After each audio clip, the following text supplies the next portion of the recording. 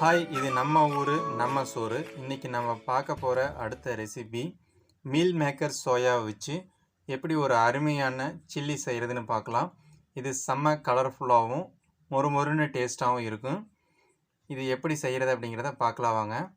Meal maker soya 200 gram நான் எடுத்துருக்கிறேன். இதை நல்லா ஹாட் வாட்டரில் ஒரு 5 நிமிஷத்துக்கு ஊற வைக்கலாம். ஊற வச்ச இந்த சோயாவை தனியாக எடுத்து வச்சுக்கலாம்.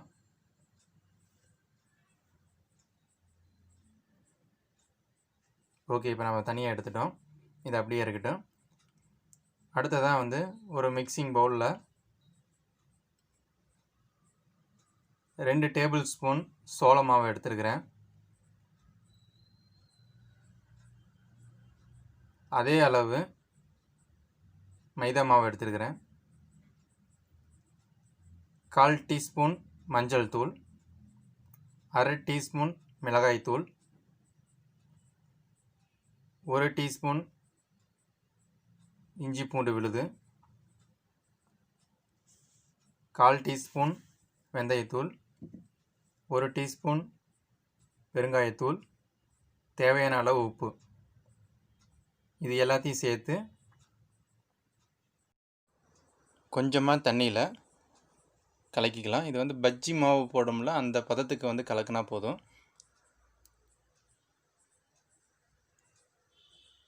ஓகே, பாருங்கள், இந்த அளவுக்கு ரொம்ப லூஸாகவும் கலக்கிடக்கூடாது. இப்போ நம்ம ஊற வச்சுருக்கிற சோயாவை இது கூட சேர்த்துக்கலாம்.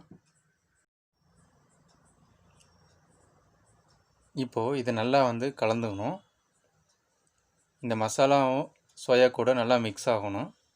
பாருங்கள், இப்போ நல்லா மிக்ஸ் ஆகிருக்கு. ஓகே, தனியாக எடுத்து வச்சுக்கலாம். அடுத்ததாக இதை பொரிச்சு எடுக்கணும்.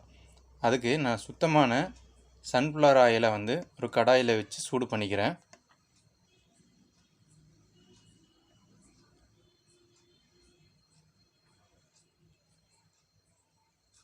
இப்போ நல்லா எண்ணெய் வார்ம் ஆயிடுச்சு.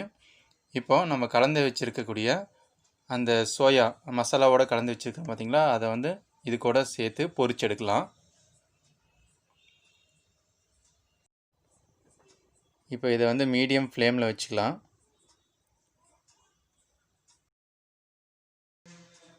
இப்போ இந்த சோயா மசாலா கூட எல்லா பக்கமும் வேகணும். அதுக்காக நல்லா திருப்பி விட்டுக்கலாம்.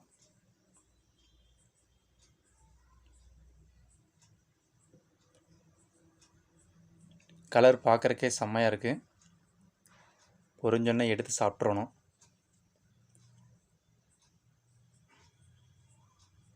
ஓ, இந்த மாதிரி எல்லா பக்கம் திருப்பி விட்டே இருக்கலாம்.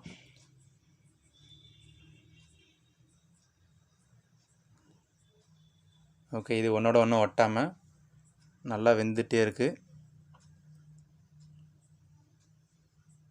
குட்டி குட்டி பால் மாதிரி சூப்பராக இருக்குது. ஓகே, இது ஆல்ரெடி நம்ம ஹாட் வாட்டரில் ஊற வச்சுருக்கிறதுனால கொஞ்சம் நேரம் வெந்தால் போதும். ஓகே, இந்த எடுத்து தனியாக வெந்துருச்சு. தனியாக ஒரு தட்டில் எடுத்து வச்சுக்கலாம்.